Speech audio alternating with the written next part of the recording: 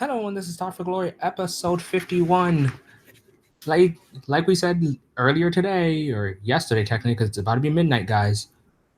Smooth will not be here, so this AEW Fight for the Fallen review will be a solo act by yours truly, Enigma V4. Don't worry, Smooth will be here for tomorrow's Extreme Rules review, but bear with me, guys. It's just a solo act, so my co-host will be the audience, you guys. And you guys are one amazing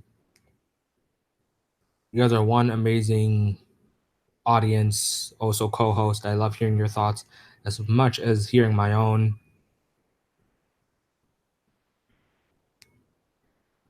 But let me just do a quick rundown of the matches.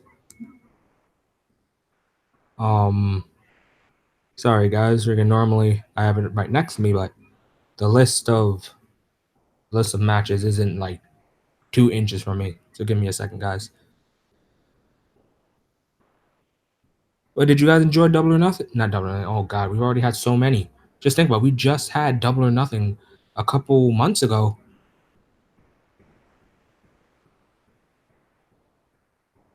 But did you guys enjoy having B press? Let's be out here. I know when we get to the women's matches, it's normally a snooze fest.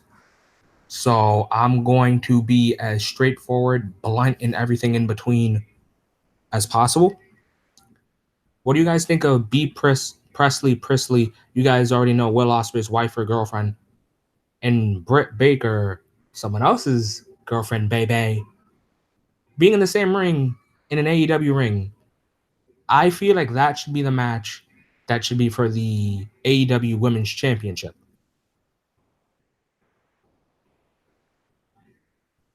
That already has my attention. I've seen Britt Baker. She's grown so much as a competitor. I've seen Presley, I'm just saying Presley. B Presley grow as Devin. Honestly, you were like the most loyalist Talk for Glory fan we know. But dude, no Smooth tonight. We already said it earlier, so it's just me as a solo act. But yeah, so I enjoyed B and Britt in the same ring. I hope to see them do a 1v1 eventually. Let's see, what other matches are there? Bear with me, Devin. I'm reading the card as I go.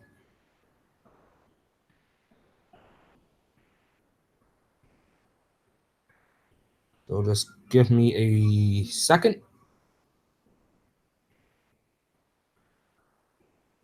There we go. All right, I got the rest of the card on me.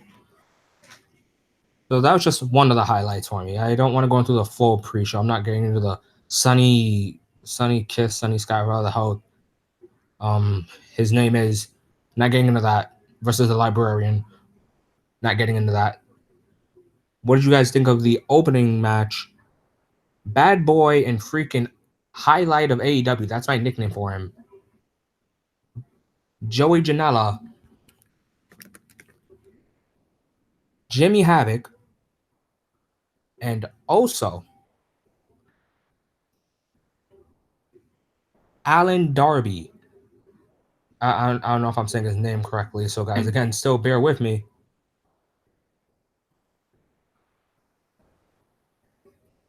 Versus Sean Spears, the chairman, the greatest heel in AEW as of right now, MJF, and Sammy Guevara.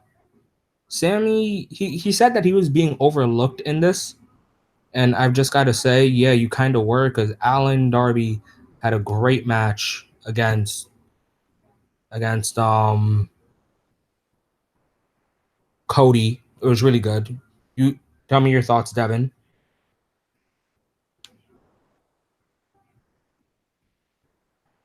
MJF has just been a great heel, so that's something to look forward to. And Sean Spears just busted Cody open. That's something to think about, talk about. And what has Sammy Guevara done? Nothing. But the highlight of AEW did the most hardcore extreme thing. Probably that one match, Joey Janela versus John Moxley, is going to be more extreme than all of tomorrow. But yeah, so that 6-man tag was pretty interesting. I didn't expect MJF, Sean Spears, and Sammy to win because MJF trying to portray this guy as, hey, Cody's my best friend, so I've got his back forever. Honestly, I don't mind seeing Cody versus MJF one day. What about you guys? I'll give you guys like 10 seconds. Remember, guys, you guys are my co-host.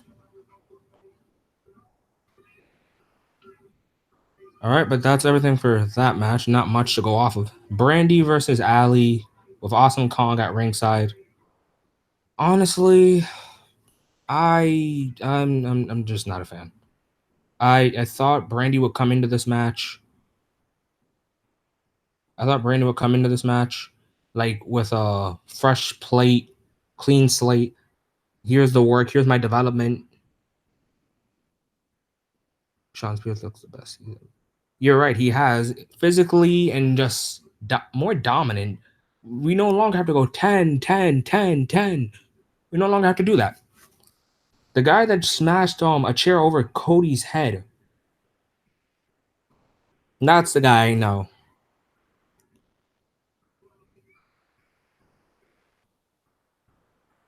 But I don't know. Freaking the perfect 10 is dead. Also, when we get to Brandy and Ali, I just wanted to see Ali with the demon paint on. 10 is dead. No more 10. Agreed, man. Agreed. But congratulations, Brandy winning, and then we have Aja Kong and Awesome Kong doing a stare down. Honestly, that match could have been pre-show. Well, I hope to God we get an all-out B Presley versus Britt Baker, because they're the top girls. My fault. Top women. Yeah, you're right, man. Snoozer. They're the top women of AEW. Anyone can debate me. B top name. Britt, up and coming star. Like, she's a freaking shooting star. She's coming in fast. And I look forward to the day they have to do a 1v1. Next match, Hangman Page versus Kip Sabian. I'm sorry, but that match was a little too predictable, because you're not going to have Hangman, a guy that's coming in with a whole head of steam, lose. Yeah, lose a Kip Sabian that, well, he won his match. He won his match at Double or Nothing, but he wasn't like a highlight talk. He wasn't like, oh man, I see this guy being world champion or anything. I didn't hear any of that. Did you guys hear anything about Kip Sabian? Oh, also the announcer botched the hell out of his name at first by saying Kip Sabian. But I'm not gonna freaking rant about botched names or anything like that.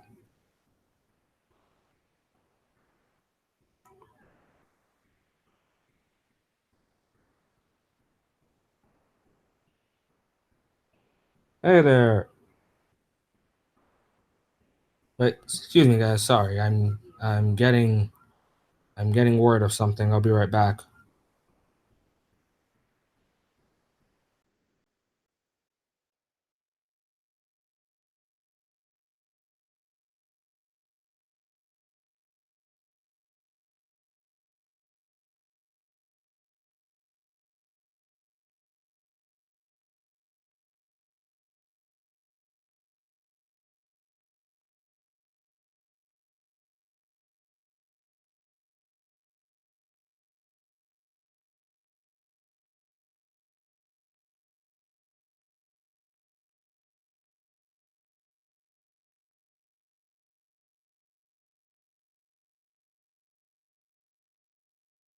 I'm back with no more distractions. Looks like we have a new sub. Hello, Brandon.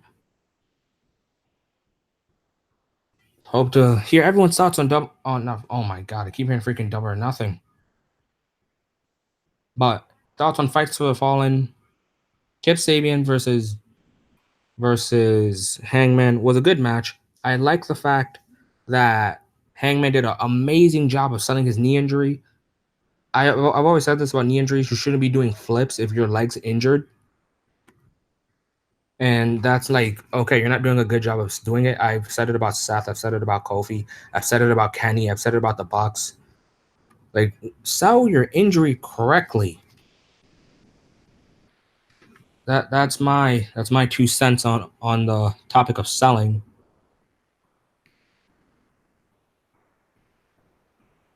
But yeah, that match was pretty good. I see Kip a young up and coming star someday. Not right now though. Right now he's not being believable, but because he's so young, I believe he has a bright future. Like when you come into a wrestling company, it doesn't matter where you go, ROH, New Japan, Impact, AEW, Rev Pro, doesn't matter if you're like in your early 20s, like let's say you walk in 21, I believe you'll have a bright future.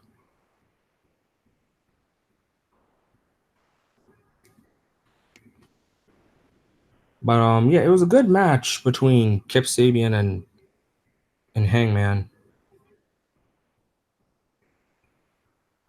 But now let's get to the aftermath of that match, which was Chris Jericho attacking Hangman Page.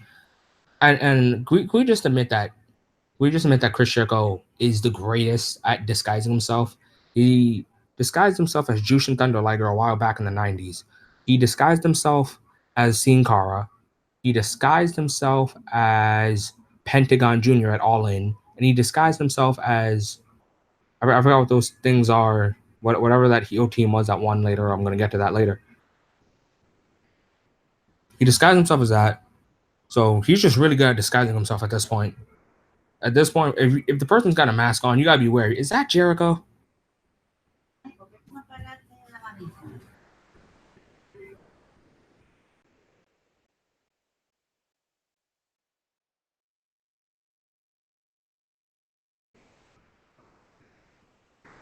All right, back to what I was saying. Yeah, so Jericho with a mask, you don't know. Even in WWE, when he attacked Rey Mysterio, and he had a Rey Mysterio mask on, you don't know when Jericho's going to strike or anything like that. So it's always exciting to see Jericho just pop up, and you're like, oh shit, didn't see that coming.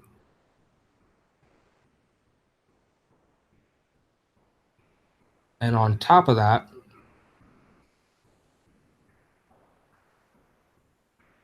and then after that, let's get into the triple threat tag match between freaking Luchasaurus, Jungle Boy, goddamn freaking, I forgot his name, something Evans. I forgot his partner. You guys mind commenting what were the names? I forgot them. And will be the first AEW champ. I gotta go with Jericho, man.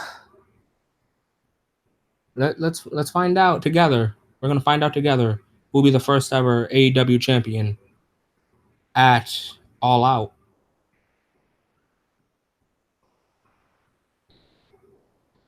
But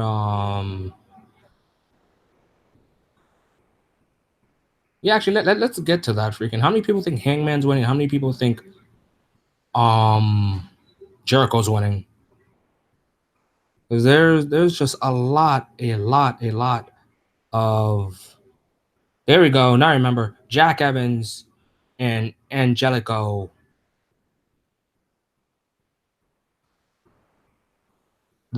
That team versus Jungle Boy and Luchasaurus versus, I forgot the third team. They keep attacking people, and they got like those little guys with them. Can we just talk about the athleticism of Luchasaurus? No man should be able to be that tall and do a perfect roundhouse kick, and do a perfect moonsault, and do a perfect, just a lot of things actually. Like we only saw Jungle Boy doing things in that Fatal 4-Way, and if you watch BTE, you see Luchasaurus. You see Luchasaurus, just like, oh yeah, he's the guy that carries Jungle Boy around. So that was just like, holy shit.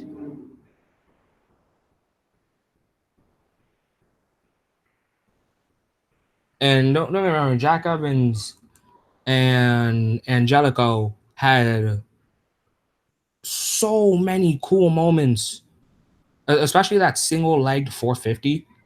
It's amazing when you all you need is your partner to help you do a 450 on the floor. That just shows, hey, I don't need the top rope.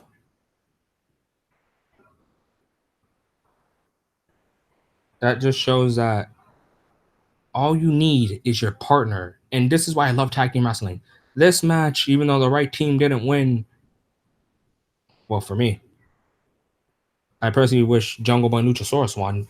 And also, I got to come on here and say I was wrong. I'm sorry that I thought they were like Enzo and Cass. Freaking half the shit that not Lucha Boy, fucking Jungle Boy and Luchasaurus did, I can't see Enzo and Cass doing in their freaking dreams.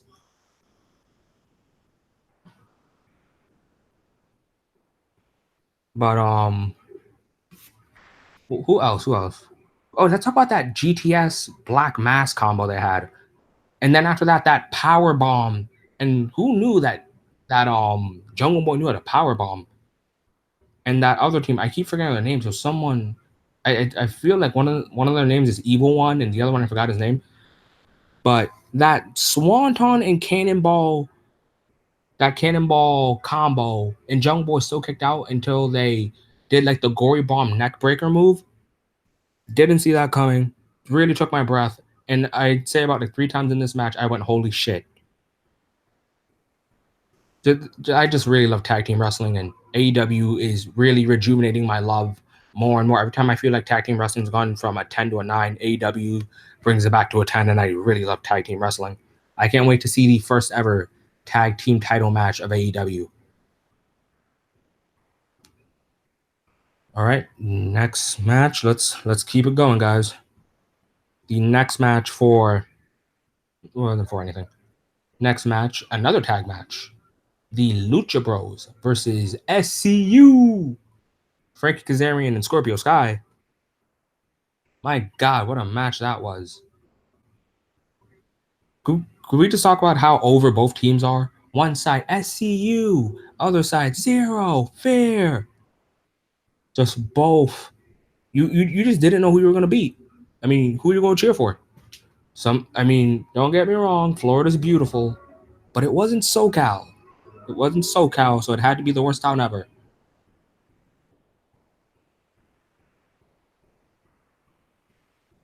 And on top of that, it was the Lucha Bros. They were just the highlights of shit. I don't know how else we can put this, but I don't want to say like they're like number one best team or anything like that. Also, that team, Dark Order. Now I remember.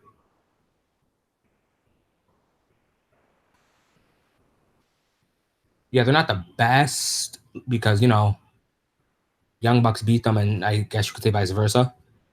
So I don't think AEW has the best tag team right now. That's what makes this even more important.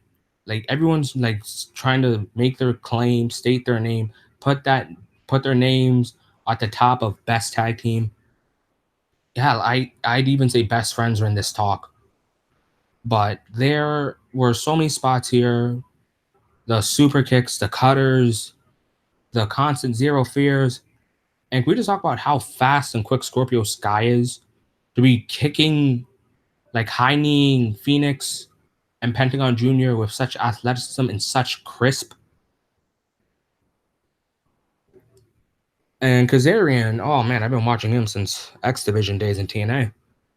I've been watching him since then. And it looks like age isn't hitting him. Same with CD. And I love the fact that the ref wasn't calling DQs for shit. Because it was just like, all right, everyone gets to one little cool spot and then you get ejected. Cool. Like with that little guy and that little boy, I don't know what his name was, where like he did like the most craziest hurricanrana to one of the Dark Order members, and then the ref was like, "You gotta go, you gotta go, you gotta go," instead of saying, "Oh, DQ." So then Jungle Boy threw him. Here, same thing. Well, I kind of would say self defense because Pentagon and Phoenix did super kick the shit out of CD. So him hitting that Arabic moonsault was pretty good. Honestly, I applaud Christopher Daniels for being able to hit moonsault still in his age.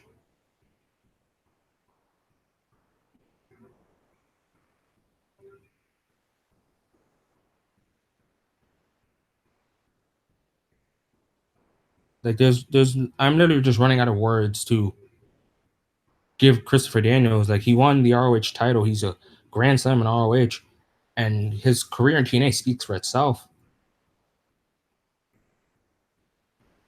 CD lives forever. Yes, he does, man. And yes, move. Great wrestling legend, great tag team success. And this is for the first time, Frank Kazarian and Scorpio Sky facing the Lucha Bros. They did honestly really good.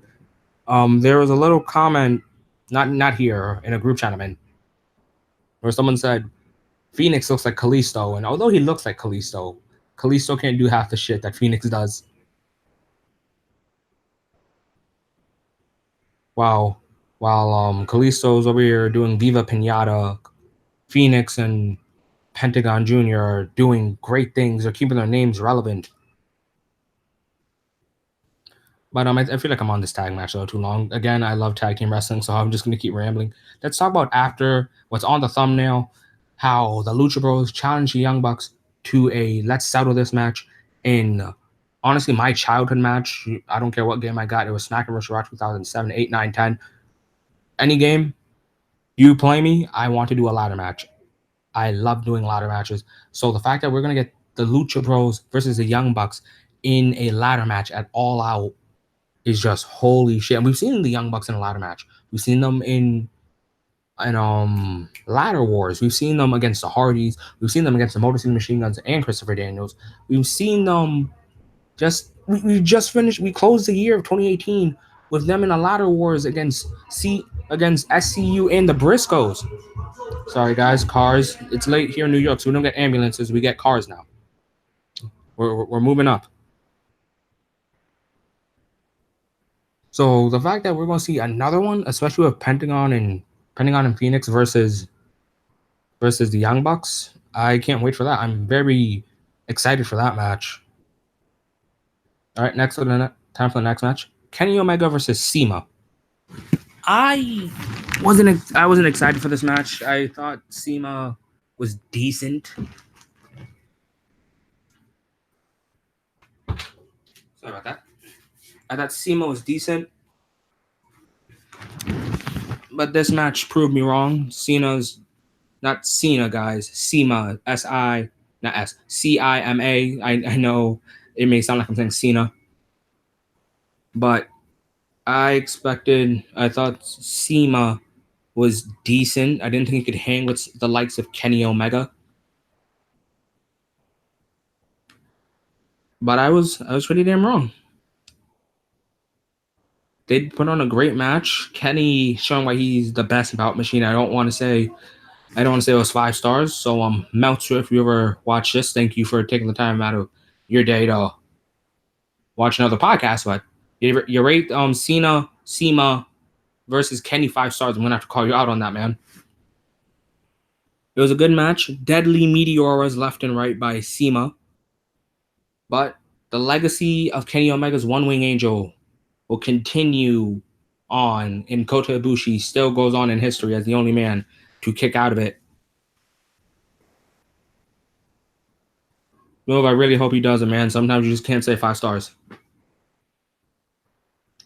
But the legacy of the One Wing Angel and Kota Ibushi of being the only man to kick out of it still stands to this day.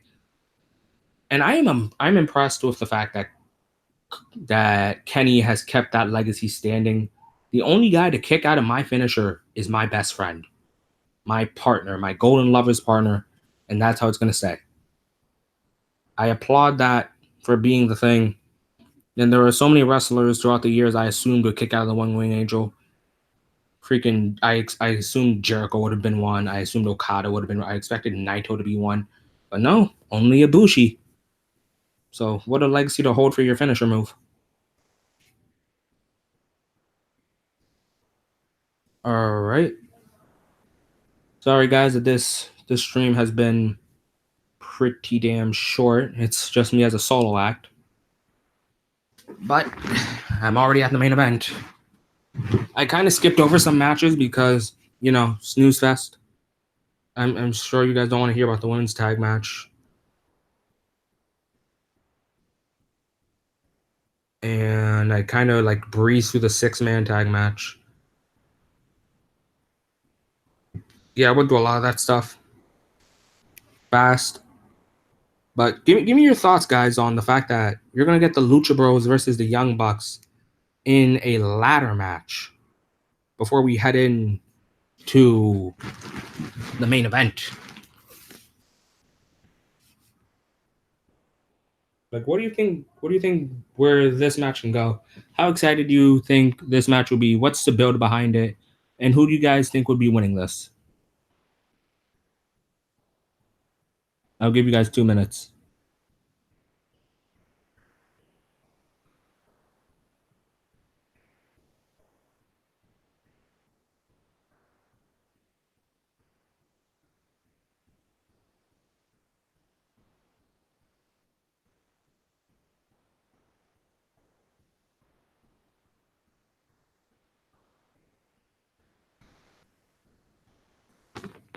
Oh, we got a comment. Best friend should be in the talk of tag teams. Dude, I completely agree with you. But there's going to be a tag team tournament. And we've already seen what best friends do. Hell, we know what best friends can do. We know what Lucha Bros can do. We know what SCU can do. But I'm like the tag team. I feel like is being slept on right now. Like the tag team I believe is being slept on right now is Private Party. We saw them once, and I want to get more of them. I want to get Private Party next pay-per-view. Cody, book it. I want to get best friends. I want to get best friends versus Private Party. I want that match. I want to see it. The greatest duos facing each other. That is like a dream come true. And what else? Like I get very tongue twisted when it comes to tag team wrestling, guys.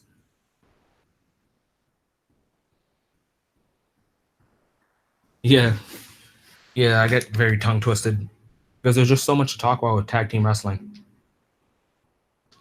But as I was saying, for the Lucha Bros, they'll be calling out the Young Bucks and saying, "Hey, I want it in a ladder match." That's kind of huge for me. And what are they gonna say? Damn it, I lost my train of thought, guys.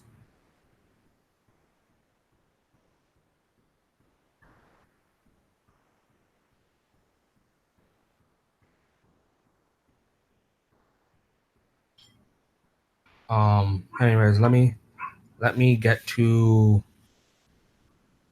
get to the main event. Wait, I got something at the door. I'll be right back, guys.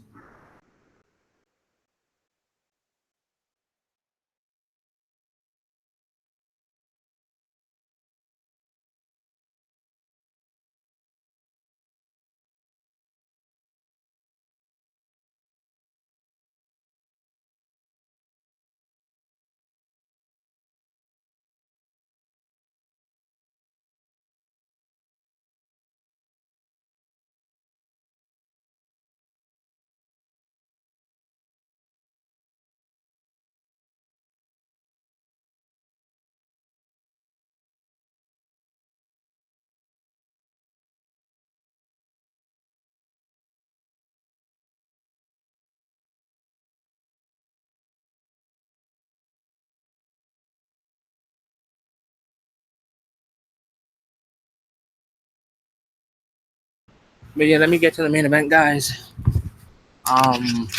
Brothers versus brothers. So sorry, I apologize for the fan, guys.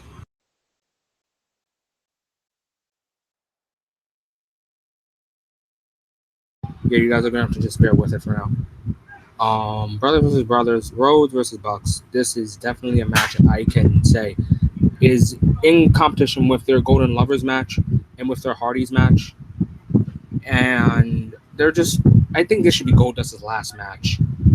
Like, all right, your last match is you teaming with your brother, and what a way to go. Cody still has time. He's in his 30s. So do the Young Bucks. But Goldust, it's time for you to retire, man. You had some great spots. That combination crossroads and that double final cut and that double Shattered Dreams. It was all great moments. And let this be your final match. Let this be your legacy. My last match was with my brother. And also congratulations to AEW for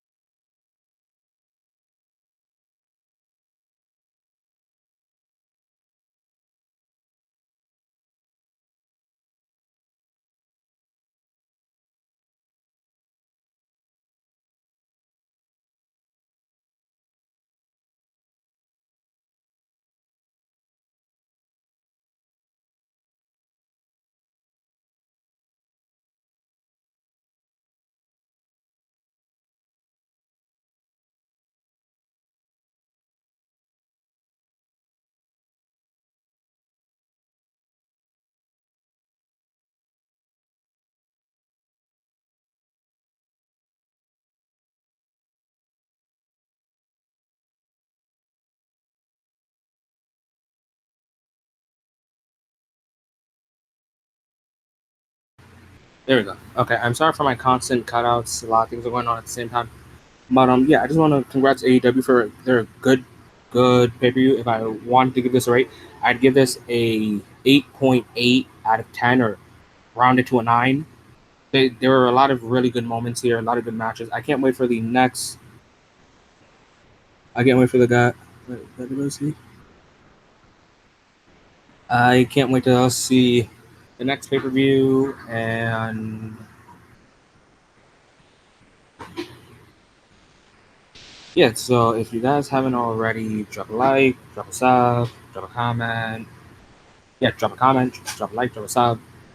And thank you everyone for joining me in my solo act.